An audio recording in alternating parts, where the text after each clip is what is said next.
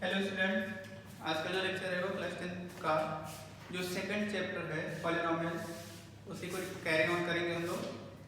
और इस चैप्टर में हम लोगों ने प्रीवियसली डिस्कस किया है कि ग्राफिकल मेथड से हम लोग किसी भी पॉलिनोमियल के जीरोज को कैसे फाइंड आउट कर सकते हैं। But in this video lecture we are going to find out the zeros of a polynomial by the factorisation method.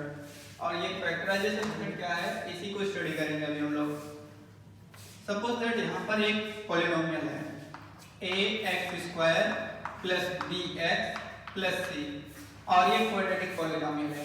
कौन सा है? क्वाड्रेटिक, बिकॉज इसका जो वेरिएबल है उसका हाईएस्ट पावर कितना है 2, so it is a quadratic polynomial. और इस पॉलिनोमियल का जीरोज अगर फाइंड आउट करना हो तो सपोज दैट जो जीरोज हैं वो अल्फा एंड बीटा हम लोग ऐसे सपोज कर सकते हैं।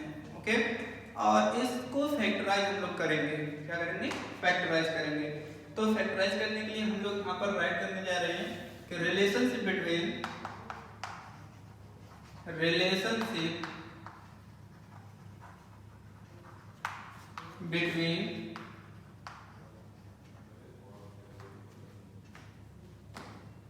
zeros of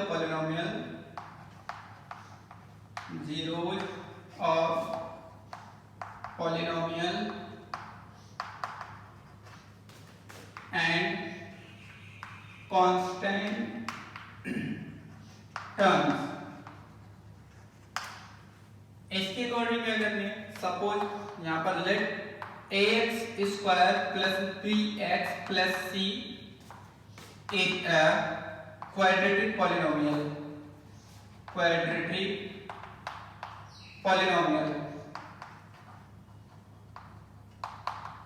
We can see here a is the constant term, b is the constant term and c is the also constant term। इसको फैक्टराइज करने के लिए हम लोग कैसे इसके फैक्टर्स को फाइंड आउट कर पाते हैं और कैसे नहीं, तो किसी भी पॉलिनोमियल के फैक्टर्स को, जीरोस को फाइंड आउट करना पहले हम लोग सीखते हैं।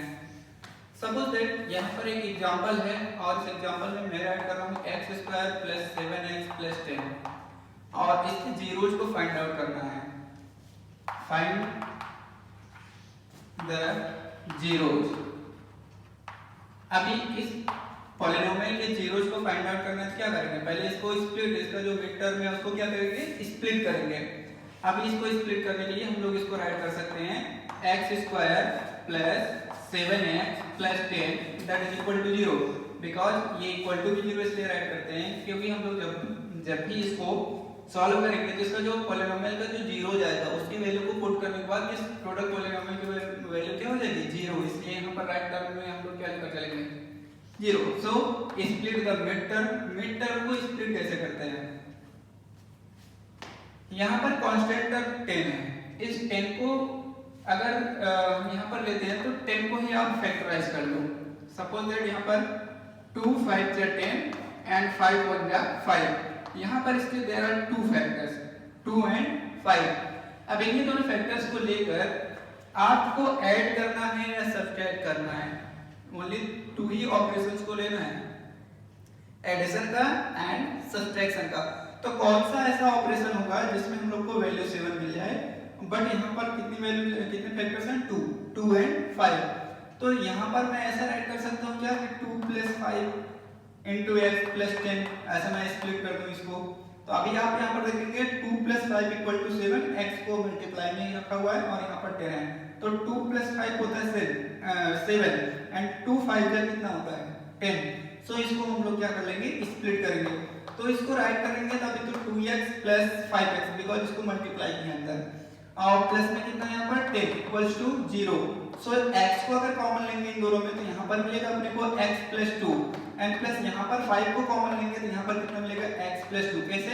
बिकॉज 5 को अगर कॉमन लेंगे तो यहाँ पर 5 कॉमन हो गया तो x बचेगा एंड प्लस में 10 में 5 को कॉमन लेंगे तो कितना बचेगा? 2। सो इक्वल्स टू कितना है? 0। नाउ यहाँ पर अपने को x प्लस 2 अगर कॉमन लें तो x plus 2, then next bracket में कितना हो जाएगा? x plus 5 equal to 0। When we take x plus 2 equal to 0, then x equal to minus 2. In next term, when x plus 5 equal to 0, then x equal to -5. So x equal to -2 and -5 are the zeros of the polynomial. अब आप यहाँ पर check करके भी अपना answer check कर सकते हैं। अगर इसके वैल्यू को x इक्वल टू -2 को अगर यहाँ पर इस पॉलिनोमियल में अगर पुट करेंगे तो इस पॉलिनोमियल का वैल्यू कितना होना चाहिए? 0। सो चेक कर लेते हैं। -2 को अगर यहाँ पर पुट करेंगे कितना आएगा? 4, और यहाँ पर -2 को पुट करेंगे कितना आएगा? -14, और ये +10 है तो 4 यहाँ होगा, 10 यहाँ होगा, कितना हो गया? 14 प्लस में और ये माइनस में 14, तो टोटल कितना हो जाएगा? 0। सो इसका मतलब है कि अपना आंसर क्या है? करेक्ट है। तो इस तरीके से हम लोग अपने किसी भी दिए गए पॉलिनोमियल का हम लोग क्या फाइंड आउट कर सकते हैं? जीरोस फाइंड आउट कर सकते हैं। बट यहाँ पर अब हम लोग रिलेशन फाइंड आउट करेंगे कि किसी भी पॉलिनोमियल का जो जीरोस है उसमें और उसके जो कांस्टेंट टर्म्स होते हैं उनमें क्या रिलेशंस है।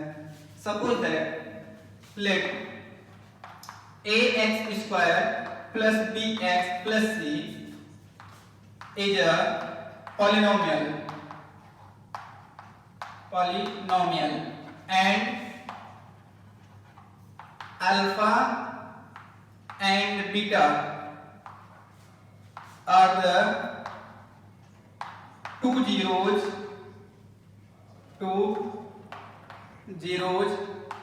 of the polynomial.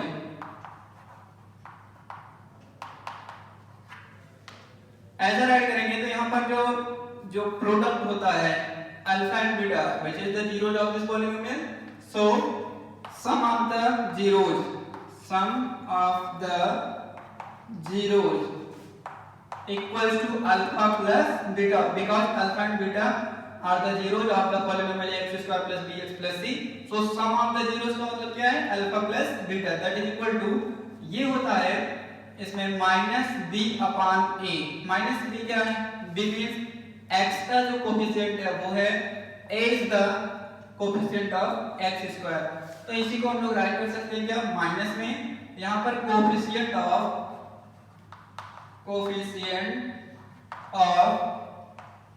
x divide by coefficient of x square. So ये अपना एक फार्मूला मिल जाएगा कि किसी भी जीरोस और उसके जो कोफिशिएंट टर्म्स हैं उनके बीच में जो रिलेशन होता है उसको हम लोग फाइंड आउट कर सकते हैं। बट यहाँ पर एक अनदर रिलेशनशिप भी होता है, product of zeros. Product of zeros की वैल्यू अगर फाइंड आउट करना चाहें तो इसका मतलब क्या? प्रोडक्ट ऑफ जीरोस में कौन कौन से हैं? Alpha and beta. And the product की बात करेंगे तो इसका मतलब इसको मल्टीप्लाई करेंगे, दैट इज इक्वल टू ये होता है कांस्टेंट टर्म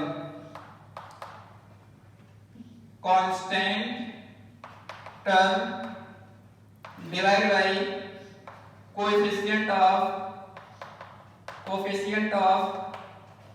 x स्क्वायर।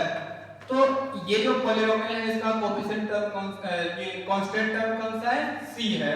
तो कांस्टेंट टर्म c है वो ठीक है। अब यहाँ पर अपने को चाहिए कि coefficient of x square. What is the coefficient of x square? You can see here a is the coefficient of x square, so we can write here c upon a is the product of zeros.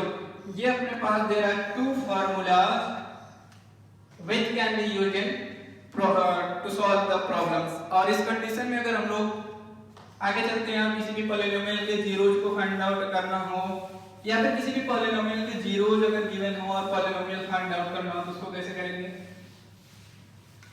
वो भी देख लेते हैं। Suppose that किसी भी polynomial के zeros की value को दिया गया है। If alpha and beta are the zeros of a polynomial, then find the polynomial। इसके लिए जो फॉर्मूला है वो ये है कि x square minus alpha plus beta into x plus C इस टाइप से हम लोग को इसको राइट करेंगे और पॉलिनोमियल की वैल्यू को फाइंड आउट कर सकते हैं। अब ये वैल्यू को फाइंड आउट करना हो तो कैसे करेंगे, इसमें जो वैल्यूज होंगी उसको पुट करेंगे और जो भी आंसर होगा उसको फाइंड आउट कर सकते हैं। सो यहाँ पर c के प्लेस पर यहाँ पर अल्फा इंटू बीटा भी राइट करते हैं। सो इस तरीके से अगर हम लोग को राइट करना हो तो जो भी वैल्यूज होंगी उसको फाइंड आउट करेंगे। सो यहाँ पर एक चेक करते हैं एक बार। अच्छा, यहाँ पर मैंने राइट किया हुआ था ax² let ax² plus bx plus c equals to 0, ऐसा कुछ पॉलिनोमियल हुआ करता था अपने पास। इसको बाय डिवाइडिंग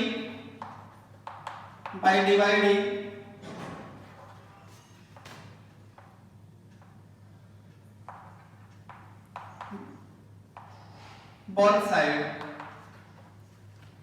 अभी a² से ax² है, इसको डिवाइड कितने से करना है, a से, एंड bx अपान में कितना a, और यहाँ पर प्लस में कितना राइट करने वाले हैं, ये c upon a equals to में कितना आएगा 0। तो इसको हम लोग कैंसिल कर सकते हैं क्या, अभी इसको कैंसिल करेंगे तो यहाँ पर b अपान a आएगा और इसको हम लोग राइट कर सकते हैं क्या, c अपान a। तो ये पॉलिनोमियल अपने पास कुछ ऐसा हो जाएगा x² plus b upon a into x plus c upon a equals to 0। जैसे ये वैल्यू अपने को मिली है तो यहाँ पर क्या है, b upon a, we know that alpha plus beta, that means sum of the zeros equals to minus b upon a. So we can write here minus alpha plus beta equals to b upon a. So यहाँ पर plus में b upon a है तो इसके place पर हम लोग क्या राइट कर सकते हैं, alpha plus beta, and alpha into beta equals to c upon a। तो c अपॉन a कहाँ है, यहाँ पर है, और b अपॉन a कहाँ है, यहाँ। तो इसका मतलब है कि इसको मैं सपोज करता हूँ इक्वेशन नंबर फर्स्ट। यहाँ पर मैं राइट कर रहा हूँ by putting the value of